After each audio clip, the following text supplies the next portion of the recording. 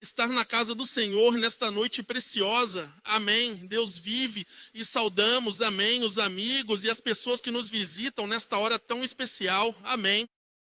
Estamos felizes, amém. Estamos felizes de estar na casa do Senhor, amém. Sinta-se a bênção do Senhor nesta noite preciosa. E sabemos, amém, que Deus vai nos ministrar poderosamente, amém. Deus vive. Nesta hora preciosa, convido você a buscar a palavra do Senhor. No livro de 2 Reis, capítulo 3. 2 Reis, capítulo 3.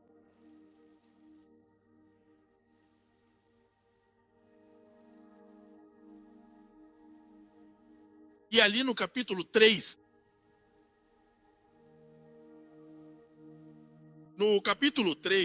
vamos ao versículo 15.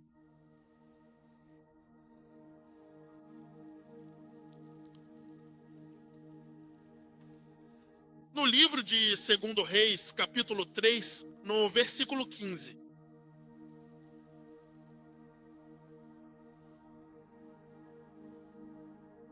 Por favor, me avise assim que você conseguir encontrar. 2 Reis, capítulo 3, versículo 15. Lemos a palavra do Senhor com a bênção do Pai, do Filho e do Espírito Santo. Com a benção do Pai, do Filho e do Espírito Santo. Amém. Mas agora, tragam-me um músico. E aconteceu que, enquanto o tangedor tocava os seus instrumentos, a mão do Senhor Deus veio sobre o profeta Eliseu. E ele disse: assim diz o Senhor, façam neste vale muitas e muitas cisternas, porque assim diz o Senhor Deus Todo-Poderoso, vocês não serão capazes de ver o vento soprando e nem a chuva caindo. Vocês não chegarão a ver a chuva caindo, nem sentirão o vento, mas ainda assim este vale inteiro se inundará completamente de água. E então todos vocês beberão à vontade, assim como todos os seus animais domésticos e também os seus grandes rebanhos. Palavra do Senhor. Dê a mão para quem está ao seu lado e diga: Deus faz brotar a vida em terra seca. Deus faz brotar a vida em terra seca. Pode se sentar nesta noite preciosa. Amém. Aleluia. Tem algo curioso nesta noite, não é? E logo no início desta leitura, tem algo realmente muito curioso. A gente pode estar simplesmente parado em um lugar qualquer, pode estar parado em um lugar que foi originalmente feito para ter água. Mas você já parou para pensar e sabe de uma coisa importante? Está completamente seco. Um rio. Mesmo estando completamente seco, quando você olha com atenção, ainda dá para ver claramente que tem o formato original de um rio. O leito do rio permanece preservando integralmente a sua forma original. E o fato mais impressionante não é apenas esse, pois o leito também guarda profundamente dentro de si uma memória persistente de toda a água que já passou por ali. Por isso você consegue perceber. Onde era que no passado havia um rio? Porque dá para notar o formato, geograficamente falando. Mas também existe memória da água na terra, mesmo que o rio esteja seco. E quando falamos disso, isso se parece muito com a alma humana, se parece muito com a gente. Isso acontece porque existem algumas pessoas que conseguem manter sua forma física por fora. Há pessoas que mantêm sua cristandade por fora. Vêm ao culto, cumprimentam quem está ao lado, dão seu melhor sorriso, cantam, servem na igreja. As pessoas conhecem a linguagem da fé. No entanto, por dentro, sem que absolutamente ninguém consiga notar,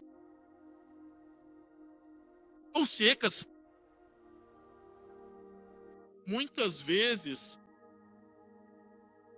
com o passar constante do tempo, esse rio poderoso do Espírito Santo que corria suavemente por dentro desses corpos,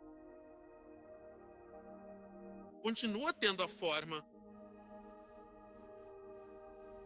Mas com o passar do tempo, percebemos que esse leito está seco.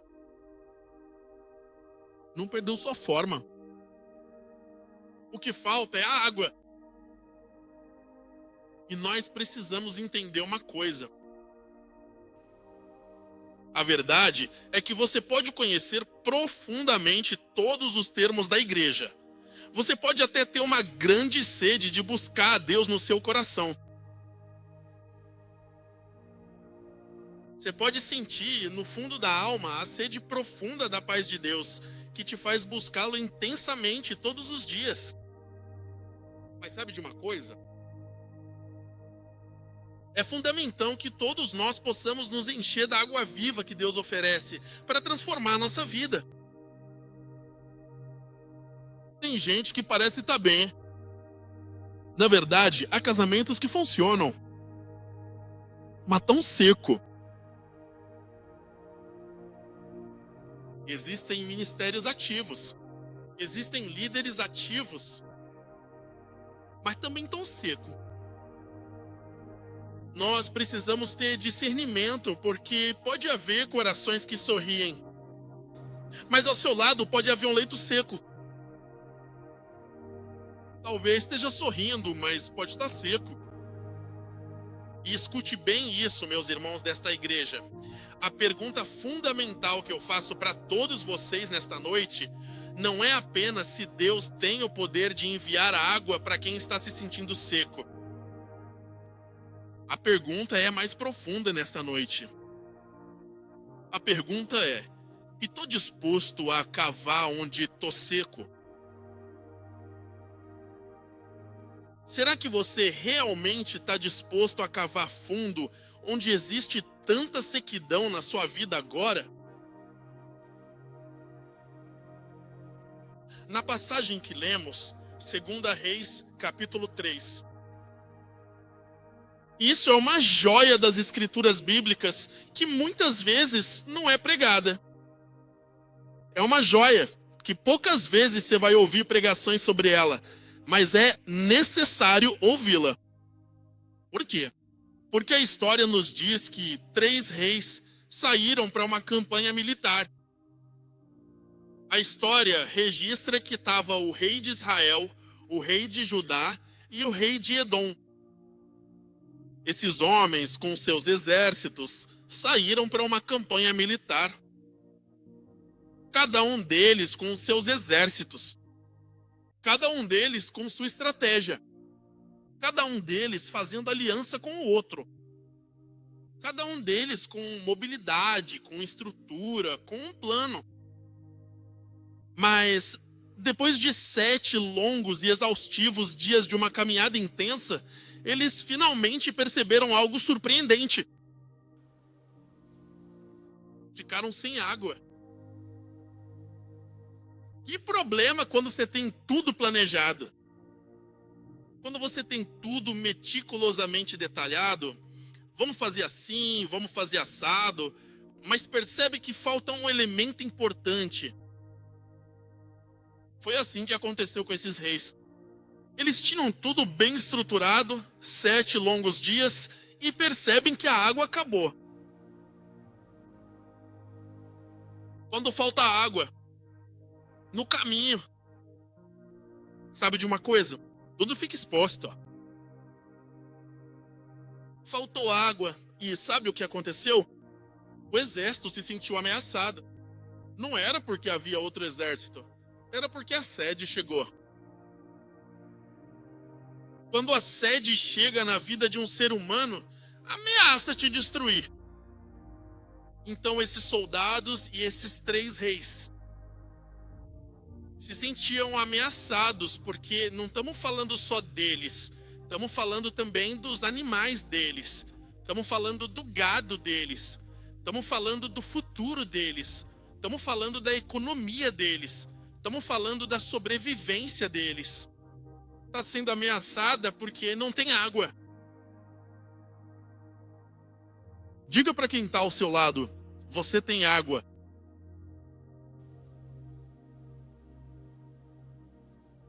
Porque deixa eu te dizer que a seca não ameaça só o teu presente.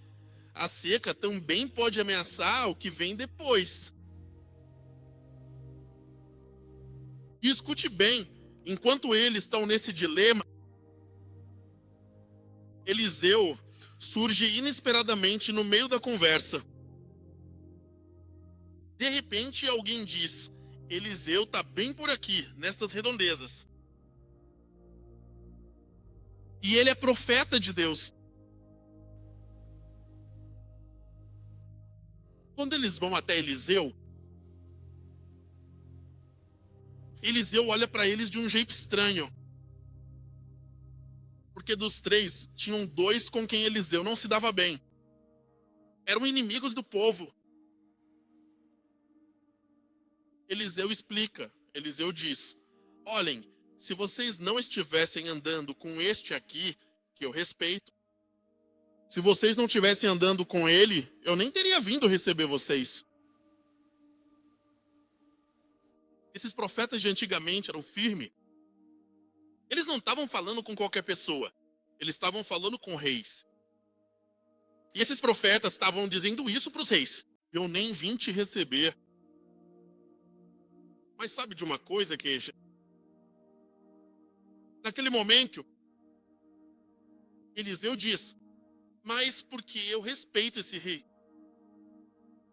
eu preciso de um tangedor. Para quem não sabe o que é um tangedor, tangedor é um músico. Observem atentamente que o profeta Eliseu está sendo confrontado naquele momento. O profeta está sendo duramente confrontado, porque ali diante dele há dois reis pelos quais ele não nutria qualquer apreço ou simpatia. Mas como havia um terceiro rei a quem ele respeitava profundamente, por causa da presença desse único rei, ele decide agir com misericórdia e concede a sua atenção. Ele pede aos reis, arranjem um músico para mim. E o importante do músico nessa história é que o músico iria preparar o ambiente. Porque lembre-se que quando Eliseu abre a porta, ele se depara com esses dois. Que já praticamente bagunçaram a cabeça de Eliseu. Então, Eliseu precisava de algo. Algo que o aproximasse novamente e o concentrasse em Deus. E é aí que Eliseu diz, traga um músico para mim. Quando o músico chega, ele começa a tocar e Eliseu se conecta com Deus. Você está vendo a importância do louvor? O louvor é uma arma poderosa. Por isso que eu não consigo entender quando estão louvando e tem gente calada. Eu não consigo entender quando estão louvando e tem gente como se não estivesse fazendo nada. Porque você está perdendo uma das partes mais importantes do culto, que é usar a arma que Deus te deu.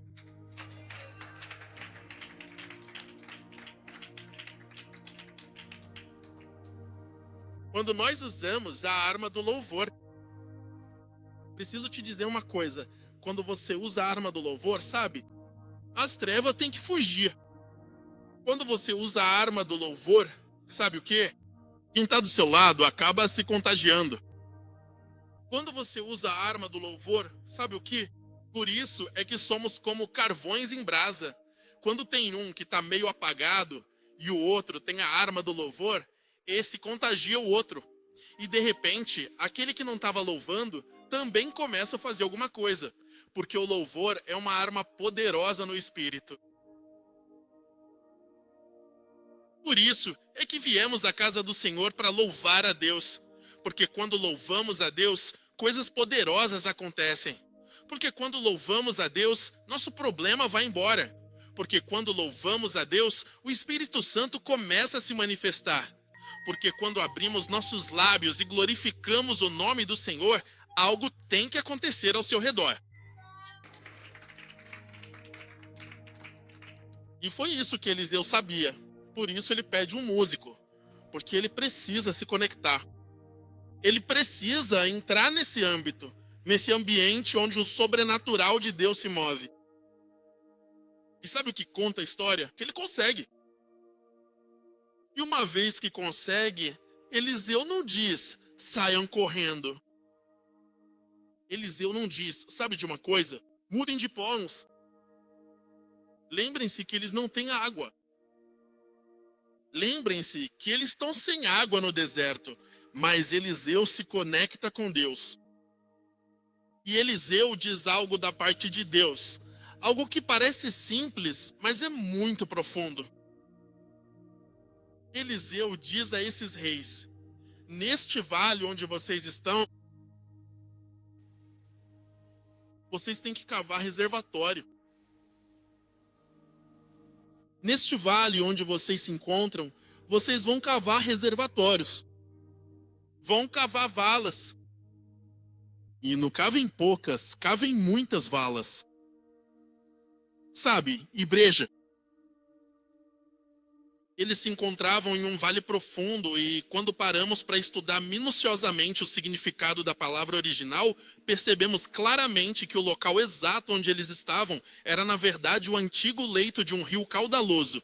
No entanto, naquele momento específico, esse leito estava completamente seco e árido. Mas enquanto permaneciam ali, naquela situação difícil, eles sentiam uma sede desesperadora que os consumia intensamente a cada minuto que passava. E Eliseu não diz para eles, saiam daí e vão até onde está a nascente ou o oásis. Eliseu está dizendo, Liliana, nesse mesmo tanque, nesse mesmo leito, nesse mesmo vale onde vocês estão, comecem a cavar valas. Mas cavem valas. Sabe por quê? Porque muitas vezes Deus está nos dizendo, eu vou enviar a água. Mas você precisa ter capacidade e precisa se preparar. Muitas vezes queremos a bênção de Deus sem estarmos preparados. Deus estava dizendo para eles, eu vou fazer um milagre, mas você precisa preparar o lugar. Deus estava dizendo para eles, eu vou trazer a vida, mas vocês precisam agir com fé. Escuta, estamos falando de soldados com animais cansados em um deserto, que estão no leito de um rio seco. E nesse lugar, cansados, eles agora recebem uma palavra de Deus. Escuta isso.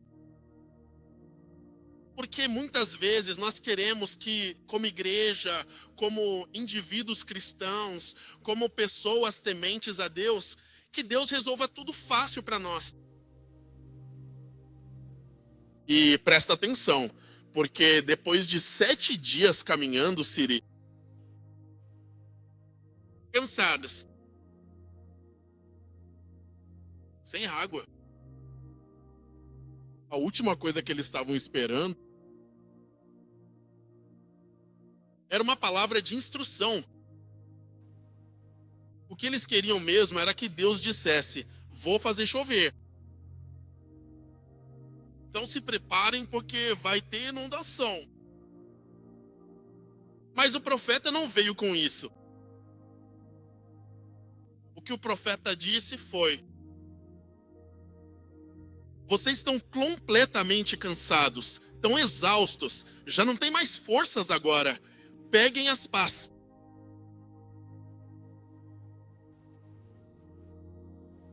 Para que, Eliseu? Você está mandando eu pegar paz. Porque a instrução não é que vai chover. A instrução é que vocês comecem a cavar buracos. Deus está dizendo para cavar buracos dentro do reservatório, dentro do leito do rio seco. E comecem a cavar nesse vale, comecem a cavar. Mas não tá fácil, porque estamos cansados. Estamos cansados, eu já não tenho mais força. Por que Deus simplesmente não faz chover? Porque eu conheço Deus que manda chuva. Isso facilitaria o nosso trabalho. Mas muitas vezes Deus quer te provar. Muitas vezes Deus precisa provar o seu coração. Muitas vezes Deus precisa ver o que há dentro de você. Muitas vezes Deus está vendo que o seu próprio coração está seco. E é nesse